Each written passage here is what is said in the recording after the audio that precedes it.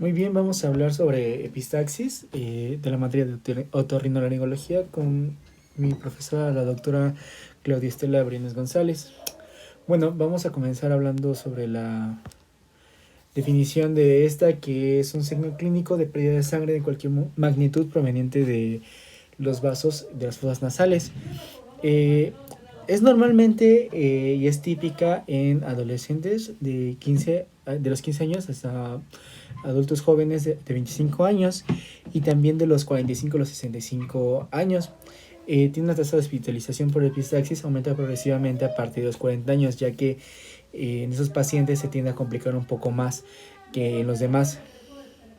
En la fisiología nasal, bueno, vamos a entender que la nariz nos sirve como su principal función es la función respiratoria, y va a servir como vía aérea de paso del aire, ya que vienen los pulmones.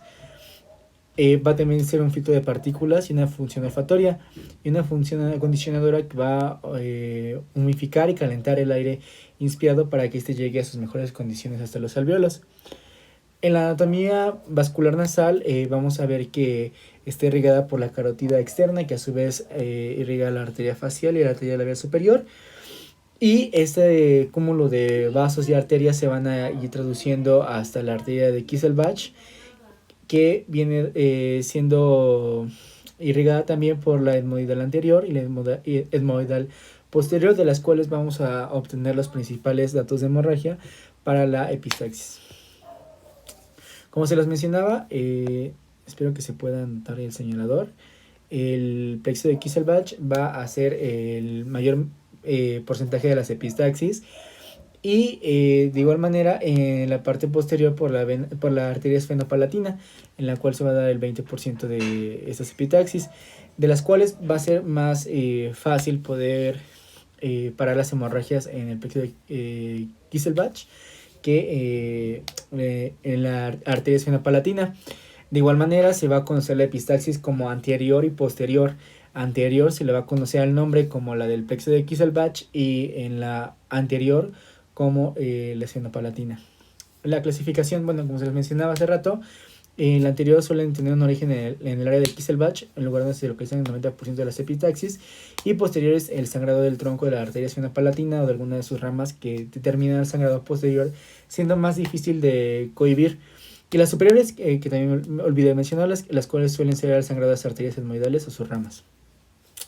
En cuanto a su etiología, vamos a entenderlas, que vamos a clasificarlas en locales y sistémicas, en las cuales las locales se pueden deber a traumatismos, inflamación, deformación del tabique, cuerpos extraños, enfermedades granulomatosas, irritación química y tumores. Por ejemplo, un caso típico de una epistaxis por traumatismo, cuando los niños juegan, por ejemplo en básquetbol, le quieren aventar la pelota y al no agarrarla, pues obtenemos un traumatismo que se va a traducir en hemorragia nasal. Alguna infección o inflamación debido a alergias también podría ser. Y las sistémicas, por medicamentos, discrasias sanguíneas, alteraciones vasculares, insuficiencia renal crónica, insuficiencia hepática. En cuanto a sus causas locales, vamos a ver, como se los decía, los traumatismos locales, los iatrogenios, o los traumatismos maxilofaciales, o la ruptura espontánea o traumática de la carótida interna, lo cual pues obviamente es más peligroso. Y también vamos a ver deformaciones del tabique nasal y las derivaciones septales, como los espolones y perforaciones septales. En las causas locales también vamos a encontrar cuerpos extraños. Principalmente se va a dar en niños al sospechar rinorrea purulenta unilateral que se asocia con epistaxis ipsolateral. Normalmente los niños suelen estar en la fase explorativa, en los cuales va a ser común que ellos intenten aprender nuevas cosas, y esto se puede dar igual introduciendo cuerpos extraños en su cuerpo, y pues esto se podría dar y es común en los niños que traten de introducir cuerpos extraños en sus fosas nasales, y esto nos podría también ser una causa de epistaxis. También enfermedades granulomatosas y tumores. En las cosas sistémicas, bueno, pues medicamentos como tratamientos anticoagulantes, también en las discrasias sanguíneas como la enfermedad de Bohn, Willebrand y la hemofilia, leucemia y quimioterapias, y en alteraciones vasculares como telangiectasia hemorrágica hereditaria, o también conocida como enfermedad de Osler-Weber-Rendu. En la etiología vamos a ver que igual hay factores como la hipertensión arterial, que va a ser significativo en el diagnóstico de estos pacientes: enfermedades endócrinas como el embarazo, insuficiencia renal crónica, insuficiencia hepática y úlcera trófica y perforación del septo nasal. A continuación vamos a hacer una pequeña práctica médica, pero vamos a continuar con un poquito hablando acerca de este tema. En cuanto a la anamnesis, vamos a ver los antecedentes familiares, si hay predisposición hemorrágica, pacientes hemofílicos o con angiomatosis. También antecedentes personales, si ha tenido episodios hemorrágicos tanto en fosas nasales como en otros órganos, alteraciones dermatológicas, hemorragias secundarias de actos quirúrgicos o pequeños traumatismos. Y lo importante de esto es reconocer si una epistaxis es anterior o posterior, aislada en el tiempo recurrente, o si existe algún factor desencadenante local o sistémico, ya que nosotros, entendiendo si la epistaxis es anterior o posterior, es el procedimiento que vamos a llevar a cabo. Y principalmente, además de parar la hemorragia, lo importante de la epistaxis es saber por qué es esta la causa que esta la desencadena, porque nosotros podemos parar la hemorragia, pero si el paciente no curamos, no tenemos la delicadeza de ver cuál es el problema principal por el cual está teniendo estos episodios de sangrados, bueno, pues el paciente va a continuar con esos sangrados. Entonces es importante identificar cuál es el factor desencadenante de ese sangrado. En cuanto al examen físico, bueno, vamos a evaluar el estado hemodinámico del paciente, realizar un examen físico completo con énfasis en la nariz, rinofaringe, el examen nasal realizado con anestesia tópica, una exploración que se va a iniciar con una rinoscopia anterior, que va a requerir una buena fuente de iluminación y aspiración. El manejo de especialidad permite una endoscopía rígida, una nasofaringe flexible. Todo paciente al ingresar debe ser clasificado con su grupo sanguíneo, debido a que si ese sangrado, esta hemorragia es muy grave, pues bueno, vamos a tener que reponer su estado hemodinámico del paciente para que no se nos afecten otras complicaciones. Una vez solucionado el sangrado, se puede solicitar los exámenes necesarios para llegar al diagnóstico. Cuando un paciente llega con sangrado nasal, lo primero que vamos a hacer es parar el sangrado, y ya después de esto vamos a comenzar a ver por qué es la razón de este sangrado. Exámenes complementarios que podemos hacer: un hemograma, una VHS, un estudio de coagulación, una radiografía de cráneo, una tomografía computada y una radiografía de cavidades perinasales. Las manifestaciones clínicas, pues obviamente va a ser la salida de sangre por los orificios nasales, mareos por la pérdida de sangre o la impresión, taquicardia, jadeos y palidez, y heces negras por la sangre tragada. Diagnóstico diferencial, bueno, vamos a diferenciar las de hemorragias digestivas altas, varices esofágicas sangrantes, hemorragias pulmonares, hematemesis, tumores sangrantes y hemoptosis. El tratamiento, bueno, va a ser inmediatamente, va a haber dos tipos de tratamientos: el de forma inmediata y el de forma inmediata, la cual va a ser en inmediata el tratamiento del signo, obviamente detener la hemorragia, y en la mediada va a ser la búsqueda y tratamiento de la causa, como se los mencionaba.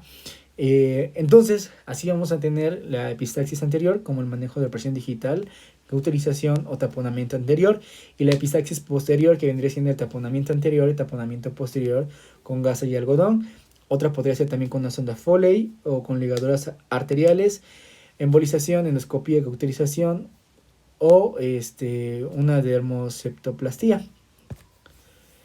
Medidas generales, bueno, vamos a tranquilizar al paciente, principalmente cuando ese sangrado ocurre. El paciente va a estar un poquito alterado, pues por la misma situación que le está pasando. Puede tener dolor en caso de que sea un traumatismo, no va a saber lo que está pasando, entonces vamos a tranquilizarlo, vamos a ponerlo en reposo absoluto, no vamos a permitir que el paciente se esté moviendo, vamos a colocar al paciente en una posición sedente o semisentado con el cuerpo ligeramente inclinado, y vamos a colocar compresas de hielo o aplicación de frío en el cuello y nuca y en el dorso nasal. Vamos a valorar la cantidad de sangrado mediante un examen clínico y vamos a tener un control hemodinámico. Bueno, la epistaxis, como se los mencionaba en el inicio, puede ser anterior o posterior. En este caso vamos a hacer el tratamiento de la epistaxis anterior con las gasas. Posterior vamos a hacer el video de la práctica. También vamos a tener un tratamiento local, que podrían ser las cauterización química, eléctrica o fotocoagulación, y también inyecciones en las submucosas, intramucosas o subpericondrales. El tratamiento local, bueno, igual vamos a ver los hemostáticos locales, lo cual va a consistir en la utilización de agua oxigenada diluida al 10%, y va a ser aplicada sobre una gasa para el sangrado del paciente. Tratamiento general, vamos a activar los factores de coagulación, sustitutivos y otros medicamentos como la dermoplastía nasal o septal y la reducción subpericóndica del tabique. Y bueno, vamos a pasar a la práctica de este tema. Vamos a llevar a cabo esta práctica académica en la cual vamos a sustituir las pinzas de espéculo por unas Kelly curvas y las pinzas de bayoneta por unas Kelly rectas que nos van a servir para esta práctica académica, en la cual vamos a hacer un taponamiento nasal con gasas. La finalidad de esta práctica es aprender a impedir el paso de la hemorragia, que esta siga y poder detenerla, la cual consiste en entrar con una gasa envaselinada y con un hilo que nos va a servir para poder sacarla, el hilo guía, la cual se consiste en meter la gasa dentro de las fosas nasales y posterior, desde la parte de abajo hacia arriba, irla doblando, obviamente con las pinzas. Esto va a ser dentro de la cavidad, haciendo que se pueda taponar el techo de la fosa nasal, permitiendo una hemostasis y impidiendo la hemorragia. Bueno, vamos a proceder como se los mencionaba. La vaselina debería de estar envaselinada y con un hilo guía en cada extremo, y vamos a ocupar unas Kelly curvas y unas Kelly rectas.